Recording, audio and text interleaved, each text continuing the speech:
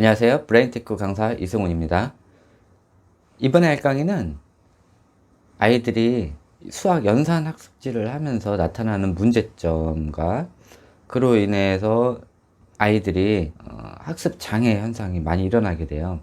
수학 연산이 필요하기는 해요.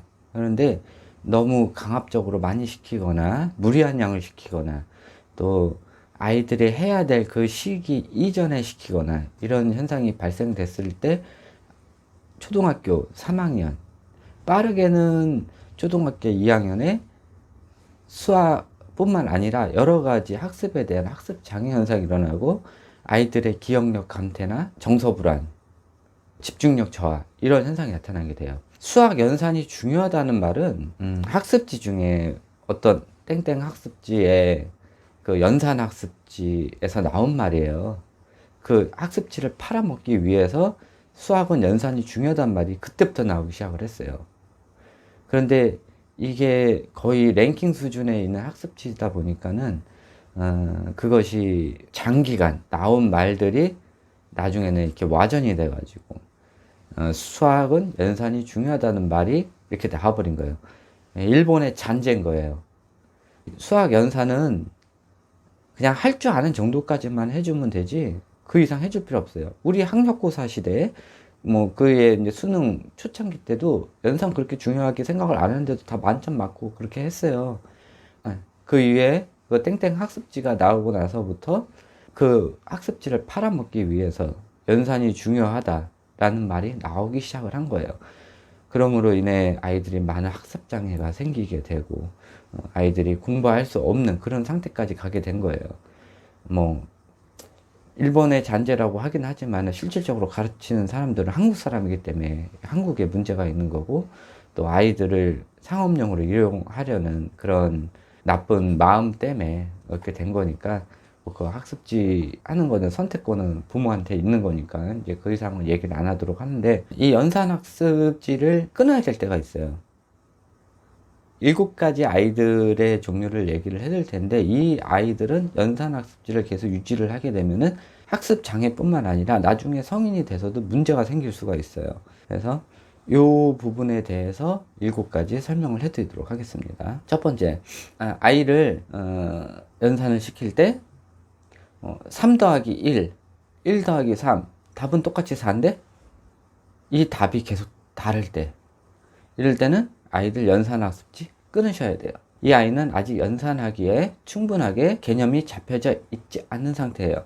그래서 이런 아이들은 다시 수세기부터 차근차근 하셔야 되는데 이 연산학습지에서 그 수세기가 있는지 없는지는 모르겠어요. 아마 없을 듯 싶은데 있어도 양이 적을 거예요.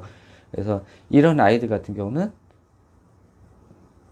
다시 개념부터 수세기부터 또 양의 개념, 뭐 부피의 개념 이런 개념부터 잡아 주시고 그 다음에 아이들 연산을 다시 시작을 하셔야 돼요.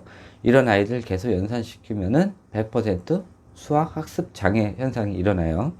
두 번째, 이 연산에 관련된 거는 한글을 뗀 이후, 그러니까는 문자 해독 기능과 또 문법에 관련된 이 뇌가 활성화된 이후 그 다음에 활성화되는 게 수연산에 대한 뇌가 활성화가 돼요. 그런데 아이들 한글 떼기도 이전에 이 수연산 학습을 시키게 돼버리면은 뇌의 흐름이 역행을 하거나 바뀌게 되므로 아이들 뇌에 문제가 생길 수가 있어요. 그래서 아이들 한글을 뗀 이후 6개월 정도 후에 아이들을 연산을 시켜주는 게 좋아요. 그렇다고 갑자기 연산을 들어가는 게 아니라 아이들 한글을 뗄 때 시기에 맞춰가지고 아이들 수학 개념 학습을부터 시작하는 거예요. 뭐 수색이든 뭐 양의 개념을 알아보든 또 서수의 개념을 알아보던 이런 개념부터 알아본 이후에 그 다음에 수의 연산 단계를 들어가게 되면 돼요. 그래서 보통 한글이나 수학이나 만 60개월 이전에는 안 하시는 게 좋아요.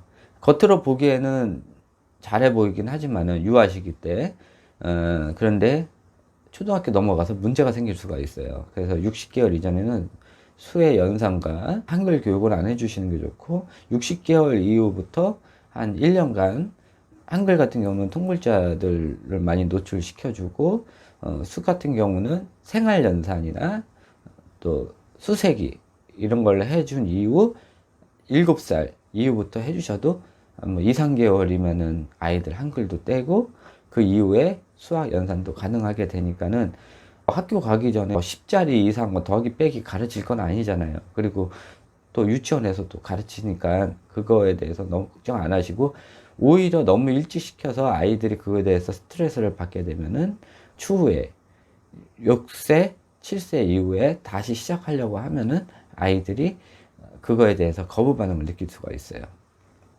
세 번째, 연산학습지를 시키면 아이들의 표정이 막 일그러지는 경우가 있어요.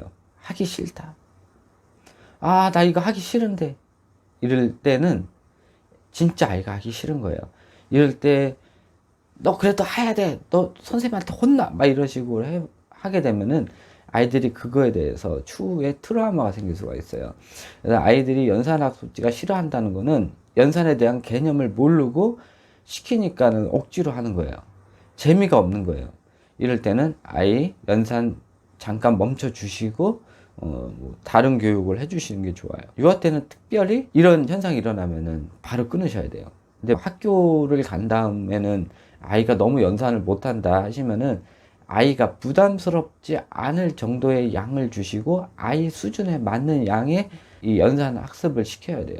학교에 맞지도 않는 레벨의 연산을 시키면은 아이는 그 정도의 수준을 가지고 있지 않은데 그 이상을 시키거나 이렇게 돼버리면 아이에게 자존심이 떨어지고 자존감도 떨어지고 수학에 대한 흥미를 잃을 수가 있어요.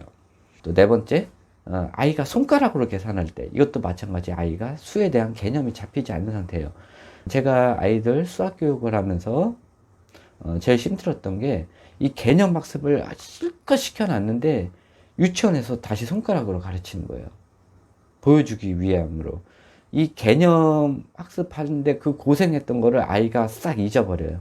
손가락이 다시 편하다는 걸 느끼게 돼요. 그러면서 이게 숫자가 늘어나면 늘어날수록 이제 손가락 양이 부족하게 되는 거예요. 그럼 또 발가락까지 쓰게 되고. 이러면서 점점 악순환이 되는 거예요. 나중에 이 손가락과 발가락을 못 쓰게 하는 그게 더 힘들어져요. 그렇게 한 이후에 다시 또 수학 개념부터 가르쳐야 되니까 더 원상복귀가 되는 거예요. 그래서 아이들 손가락 계산어를 한다. 그러면은 아이가 아직 연산에 대한 충분한 개념이 잡히지 않은 상태이기 때문에 다시 개념 학습부터 시작을 해야 돼요. 그래서 이런 아이들 같은 경우 다시 연산을 끊어주시기 바랍니다. 이런 아이들 대부분 보면은 운해 타입 아이들 가능성이 굉장히 많아요. 다섯 번째, 연산학습지 시키면서 부모와의 마찰이 많은 경우 있어요. 아, 너 이거 연산해. 학습지 해야지. 그러면은 엄마, 나 하기 싫은데, 나 이거 잘 모르는데. 그러면은 또 엄마가 와가지고, 너 왜 말을 안 들어? 막 해. 막 그러면서, 너 이거 안 하면은 뭘 안 해줄 거야? 뭐 이거 하면은 뭐 해줄 거야? 그러면서 이제 연산 학습지만 시킬 때만 되면은 부모랑 막 티격태격 하는 경우가 있어요. 이럴 때 절대 시키시면 안 돼요. 그냥 바로 끊으세요. 억지로 하실 필요 없고, 학습지 선생이, 그래도 해주셔야 돼요. 왜? 퇴행하면은 자기가 손해니까. 그러니까는 학습지 선생 말 믿지 마세요. 제가 학습지 했었을 때도 이 퇴행하는 게 부담스러워서 아이가 학습 장애가 생기든 아이가 문제가 생기든 상관없이 무조건 끌고 나가려고 하는 그런 선생님들이 많아요.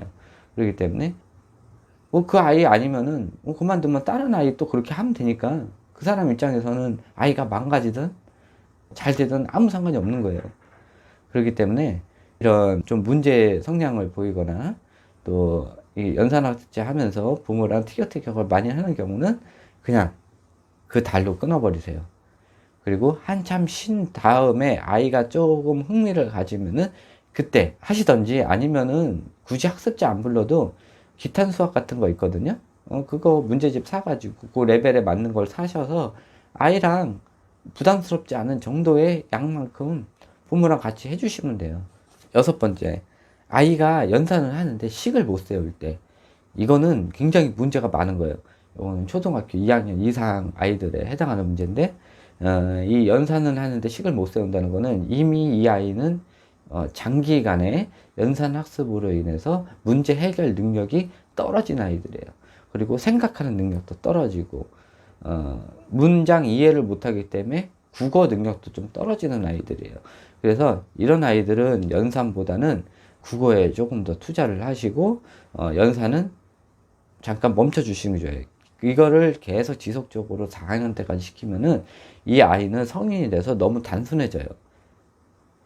이 수학이라는 것뿐만 아니라 공부라는 거는 문제 해결 능력을 키우기 위해서 공부를 하는 건데, 이 연산에 너무 집착하다 보면은 아이들이 문제 해결 능력은 없어지고, 시키면 시킨 대로 일은 하겠지만은 아이들이 어떠한 상황에 대해서 대처 능력 이런 것들이 많이 떨어질 수가 있어요. 그래서 이 장기간 뭐 3년 4년 이상 이 연산학습지를 뭐 두꺼운 양을 막 많이 하면은 아이들이 좀 많이 무지해지고, 그다음에 생각하는 능력도 엄청나게 떨어지고 단순해져요. 또 문제 해결 능력도 많이 떨어지게 돼요. 그래서 이 연산학습지를 장기간 계속하지 마시고 필요할 때만 2, 3개월씩 잠깐 해주시는 게 좋아요. 이들이 레벨이 오르는데도 이 연산학습지를 계속 반복적으로 주게 돼요. 아이는 지겨운 거예요. 했던 거 또 하고 했던 거 또 하고 했던 거 또 하고 이러니까는 복습의 개념이 아니라 나중에는 지겨워져요. 똑같은 걸 계속 하다 보니까는.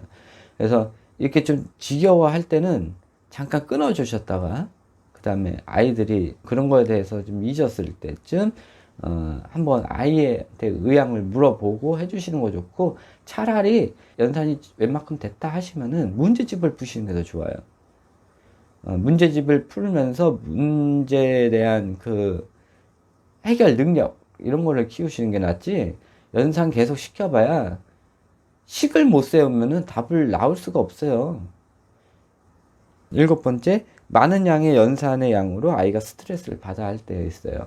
이게 뭐 어린 나이는 상관이 없는데 2학년 넘어가지고 3학년 넘어가서 이때도 연산학습지를 하는 아이들이 있어요. 근데 수학 계산 같은 게 3자리 곱하기 2자리, 뭐 나누기도 4자리, 뭐 나누기 3자리인데 나머지까지 있는 거, 이런 것들을 민박급식 준단 말이에요. 이거는 성인이 하라 그래도 못해요. 그거를 그만한 양을 아이보를 억지로 시키니까 아이가 그때부터 스트레스 장애 현상을 보여요. 이게 4학년 이후부터는 조금 조심하셔야 돼요. 연산학습지를 하는데 양이 너무 많아. 이거는 성인 시켜도 하루 종일 풀어야 될 거를 이거를 애들 보러 풀려고 그러는 거예요. 그 의미도 없거든. 나머지 나오는 거 이거 성인 돼서 일절 쓸 데가 없어요. 그리고 3자릿수 나누기 2자리나 4자릿수 나누기 3자리를 성인 보러 하려고 하면 그거 나누기 하고 있어요? 안 해요. 계산기 두둥기고 있지. 그거를 아이한테는 풀려고 그러는 거예요. 그 의미 없는 거니까 그거 많이 시키지 마시고, 그때는 아이들이 하는 법만 딱 알게끔 그 정도 딱 수준이 되면 연산학습지 멈추세요. 더 이상 하지 마시고 아이들이 하는 법만 잠깐 할 수 있게끔 한두 달 정도씩 하고 띄엄띄엄 이렇게 하시는 게 좋아요. 아이가 이 연산학습지를 할 때 이 문제 해결 능력 현상을 많이 저하되는 경우가 있어요. 너무 오래 하다 보면은 아이들이 단순해져요. 그리고 이 연산을 하는 게 아니라 계속 반복적으로 시키다 보면은 계속 쓰다 보면은 해마에서 대뇌피질로 옮겨버려요. 그래서 자주 쓰는 거는 대뇌피질에서 빼와요. 그러니까 연산에 관련된 뇌를 걸치는 게 아니라 그냥 기존에 기억했던 정보를 빼와요. 예를 들어서 성인 같은 거 3구 하면은 3개가 9개가 있으니까는 이렇게 해가지고 27이 되는구나 이렇게 생각 안 해요. 3구 하면 바로 27 나와요. 이게 연산에 관련된 이 뇌를 걸치는 게 아니라 대뇌피질에 다 기억된 것들을 빼오는 거예요. 아이한테도 반복적인 훈련을 해버리면은 이게 연산에 관련된 뇌를 걸치는 게 아니라 기존의 반복적인 학습으로 인해서 기억됐던 거를 빼오는 그런 작업을 하는 거예요. 그러니까는 아이들이 할 줄 아는데 계속적으로 지속적으로 아이들을 연산을 시키면은 그게 연산에 관련된 뇌를 활성화하는 게 아니라 기존에 있던 기억을 빼오는 이런 단순 작업만 하게 되는 거예요. 그래서 아이들이 이런 수학은 단순한 거구나 라고 생각을 할 수가 있어요. 생각하는 능력을 키우기 위해서 이 수학을 하는데 이 단순하다고만 생각되는 게 뇌리에 박혀져 있는데, 초등학교 3학년 넘어가면서부터 수학이 어려워지면서 본인이 생각했던 그 단순하다는 게 아닌 걸 알게 돼요. 그러면서 수학이 싫어지게 되는 거예요.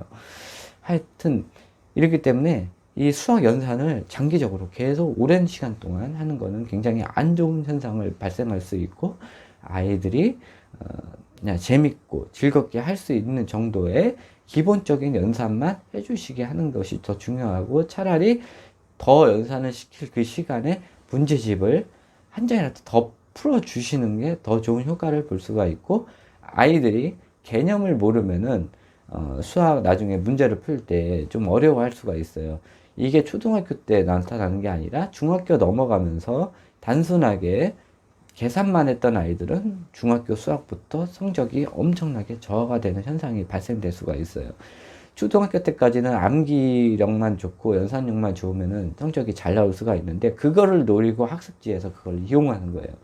중학교 넘어서부터는 이 문제에 대한 식을 쓰지를 못하면은 문제를 풀 수가 없어요. 근데 그 식 쓰는 연습을 초등학교 때 해줘야 되는데, 초등학교 때 반복적인 연산 학습으로 아이들이 망가지게 돼요. 그러니까는 장기적으로 연산 학습을 꾸준히 하시는 거는 아이들 뇌에 여러 가지 안 좋은 영향을 미치게 돼요. 이것으로 강의 마치고요. 지금 말한 7가지 현상이 보이는 아이들은 지금 당장이라도 학습지에 전화하셔서 끊어주시는 게 굉장히 아이들의 미래를 위해서 좋은 효과를 볼 수가 있어요. 좋은 거는 못 해주시더라도 나쁜 거는 안 해주시는 게 아이들의 이런 미래에 또 나중을 생각해서 더 좋은 효과를 볼 수가 있으니까는 그 점 착안해 주셔서 아이들 교육을 시켜 주셨으면 좋겠습니다. 네, 이것으로 강의 마치고 다음번 강의에서 뵙도록 하겠습니다. 감사합니다.